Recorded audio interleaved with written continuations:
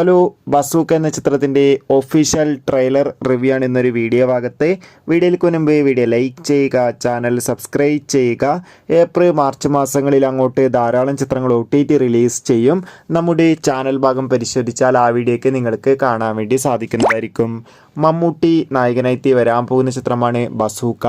എല്ലാ സിനിമാ പ്രേമികളും ഒരേപോലെ ബസൂക്ക എന്ന ചിത്രത്തിൻ്റെ ഓരോ അപ്ഡേഷനും അറിയാൻ വേണ്ടി ഏറെ ആകാംക്ഷയോടെയാണ് കാത്തിരിക്കുന്നത്. ഫൈനലി ഇപ്പോൾ ബസൂക്ക എന്ന ചിത്രത്തിൻ്റെ ഒഫീഷ്യൽ ട്രെയിലർ ആരാധകർക്ക് മുന്നിൽ പുറത്തു വന്നിരിക്കുകയാണ്.